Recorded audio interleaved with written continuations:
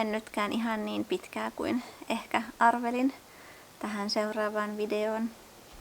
Ajattelin, että miehän voin vaikka kuvailla tässä viikonlopun aikana kaikkia näitä pihapuuhia, joita on muutenkin tarkoitus tehdä. Niin siivoilla vähän paikkoja ja kompostorin tyhjäsin ja sitten laitoin niitä tukikeppejä vähän pitkäksi venähtäneille auringonkukille, joista jo jokunen oli mennyt vähän kumoon.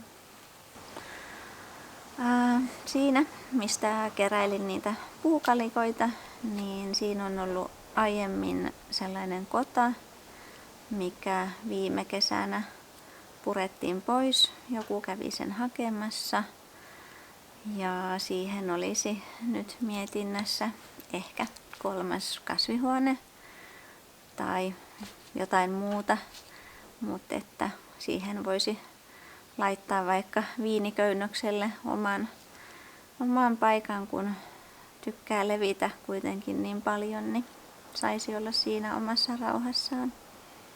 Mutta no, pitää miettiä.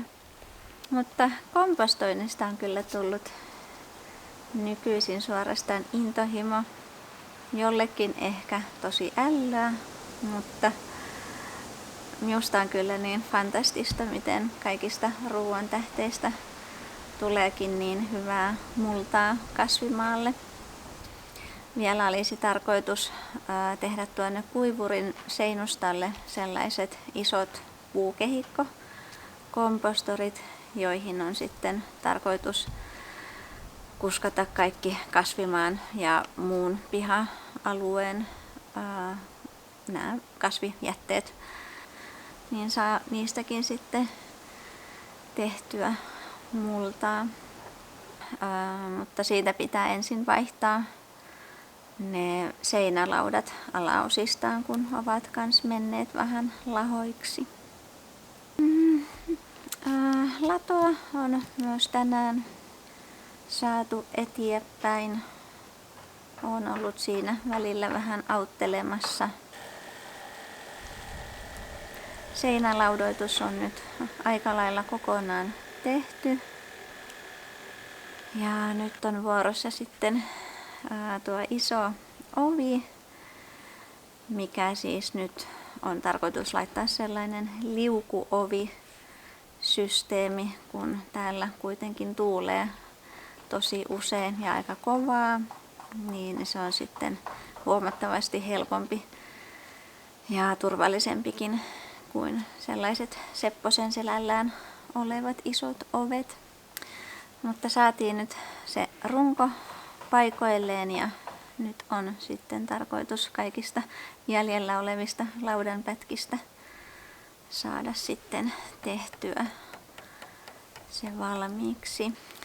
Että aika lailla kaikki laudat, mitä varastossa on ollut, niin on kyllä nyt tullut sitten käytettyä. Mökiltäkin tuli haettua pari kuormaa, kun siellä on ollut hyvää lautatavaraa. Mökillä nyt vietiinkin viikolla 1 yön ja kyllä sielläkin olisi jo muutama puuhaprojekti mielessä, joita voisi sitten syksymällä tehdä. Keksin vihdoin, mihin voisi sen risuaidan tehdä, kun sitä risua siellä kertyy, ja olen pohtinut, että sellainen risuaita olisi aika kätevä, niin nyt luulen, että mihin se voisi sopia hyvin. Ja linnoille pitäisi rakentaa sinne ihan uudet ruokintasysteemit ja polttopuuta saapi tehdä aina vain ja risukkoa harventaa. Sitähän siellä olisi. Mutta ai niin, uusi kamina. Sellainen pikkuinen lämmityspönttö tuli pongattua vanhan tavaran liikkeestä tuossa yksi päivä ja se olisi tarkoitus laittaa sinne lasikasvihuoneeseen, niin saisi sitten kätevästi vähän pidennettyä kautta, että kun saa sitten syksyllä ja ja alkukeväästä lämmitettyä, niin se kyllä varmasti sopii sinne tosi kivasti. Myös olisi mielessä siihen kasvihuoneen edustalle rakentaa pieni terassi lankuista, joita löytyy myös mökiltä. Niitä voisi sieltä hakea joku päivä. Ehkä vielä tänä syksynä, jos joutaa, niin se toisi siihen sitten mukavaa ryhdikkyyttä ja saisi vähän järkevämmin kaikki ruukut sun muut siihen laitettua. Mutta nyt voisi vielä mennä tuonne kasvimaalle vähän puuhastelemaan. Pitäisi nostaa ainakin sipulit sieltä ylös. Viime viikolla otin jo talvivalkosipulit. Niistä tuli ihan mukavan kokoisia. Ovat nyt myös tuolla kuivumassa.